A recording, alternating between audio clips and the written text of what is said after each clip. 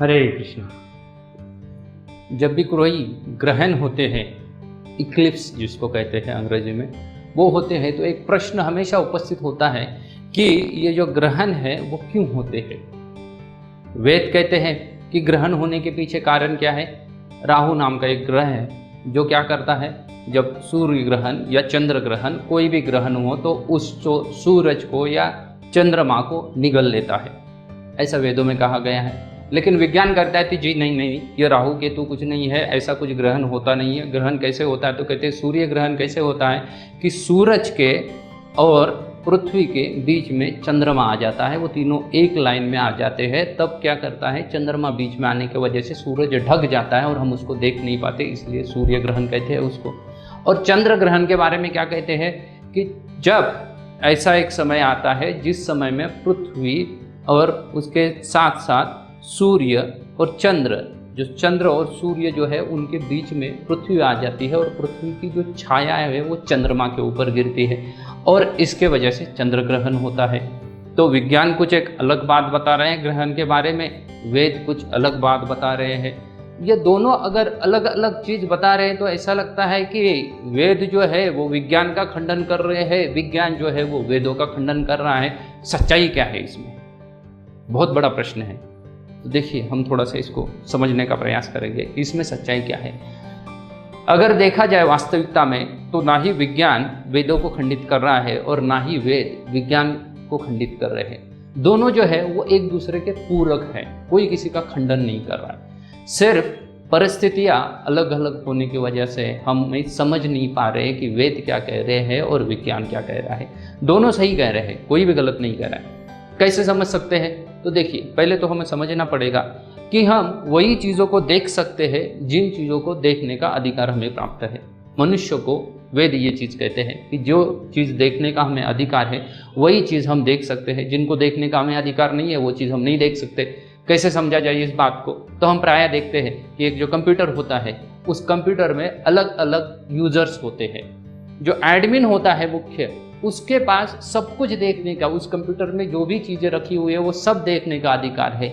लेकिन सभी यूज़र को सब देखने का अधिकार नहीं होता। उन यूज़र को एडमिन ने कुछ अधिकार दिए हुए हैं, उतना ही बात को वो देख सकते हैं, उतना ही वो समझ सकते हैं, बाकी चीज़ों को नहीं समझ सकते। वैसे ही हम इस भौतिक प्रकृति में रह रहे हैं। इस भौतिक प्रकृति में मनुष्य को कुछ चीज़ें देखने की, समझने की अधिकार दिया हुआ है, उतना ही हम देख सकते हैं, बाकी चीज़ें हम नहीं देख सकते। दूसरा तरीके से अगर हम समझना चाहेंगे तो दूसरा एक तरीका होता है जिसमें हमने देखा है कि आप थोड़ा सा ब्लैक या काला पाउडर ले लो और थोड़ा सा सफ़ेद पाउडर ले लो, दोनों को एक साथ मिक्स कर दो तो ना ही आपको काला रंग दिखेगा ना ही आपको सफ़ेद रंग दिखेगा, आपको थोड़ा सा भूरा रंग दिख जाएगा, ग्रे कलर दिखेगा। लेकिन वास्तविकता में वो भूरा रंग है क्या? नहीं है, वो है एक काला रंग है, एक सफ़ेद रंग है। उन दोनों को क्या किया हुआ है, मिलाया हुआ है। लेकिन हमारा परिमाण जिस प्रकार का होता है वैसी चीज़ हमें दिखती है। तो इन दोनों को, अगर इन दोनों उदाहरणों को अगर हम एक साथ करेंगे और समझने का प्रयास करेंगे तो देखिए, वेदों के हिसाब से जो राहु जो है वो एक डेड प्लैनेट है, एक मृत ग्रह है। मृत ग्रह किसको कहते हैं? विज्ञान भी इस चीज़ को स्वीकार करता है। विज्ञान भी बोलता है कि कुछ चीज़ें हो सकती है, डेड प्लैनेट होते हैं, मृत ग्रह होते हैं। विज्ञान क्या कहता है कि जो ऐसे कुछ ग्रह है जो प्रकाश को परिवर्तित नहीं कर पाते, they can't reflect the light, प्रकाश को परिवर्तित नहीं कर पाते, उन्हें डेड प्लैनेट कहा जाता है। वो साधारणतः दिखते नहीं है, कभी कभी उनको ब्लैक होल्स भी कहा जाता है। कृष्ण विवर कहते हैं उसको हमारी देसी भाषा में। तो कुछ ब्लैक होल जो होते हैं वो बहुत बार दिखते नहीं, लेकिन वो होते हैं और उनके अंदर ही अंदर बहुत सारी चीज़ें चलती रहती हैं। वैसे ही राहु एक डेड प्लैनेट है और वो डेड प्लैनेट होने की वजह से हमें पता नहीं चल रहा है कि उसका इस ग्रहण में क्या संबंध है। जो आपने सीरियल में देखा होगा या कार्टून पिक्चर्स में देखा होगा कि राहु मतलब एक ऐसा किसी का धड़ कटा हुआ है, सिर्फ सर जिंदा है और वो सूरज के सामने आता है और वो सूरज को निगल लेता है, ऐसा कुछ नहीं होता है। वो सिर्फ सीरियल्स में दिखाने वाली बातें हैं, प्रैक्टिकल में ऐसा नहीं होता है। जैसा विज्ञान कह रहा है वैसा ही होता है। लेकिन उसके साथ साथ जो विज्ञान कह रहा है उसमें राहु का भी संबंध होता है, क्योंकि कई सारे वैज्ञानिक हैं, वो जो विज्ञान कह रहा है ग्रहण की सिचुएशन उसको स्वीकार नहीं कर रहे। कुछ वैज्ञानिक कह रहे कि ऐसा हो ही नहीं सकता, सूरज इतना बड़ा है कि वो चंद्र उसको ढक ही नहीं सकता है।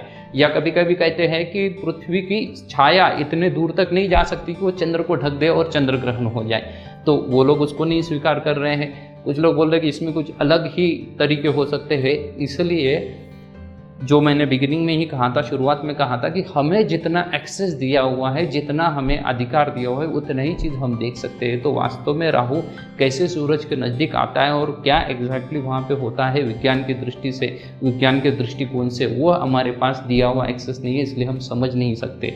लेकिन विज्ञान और जो बात वेदों में कही गई है, दोनों बातें सच है। हरे कृष्ण।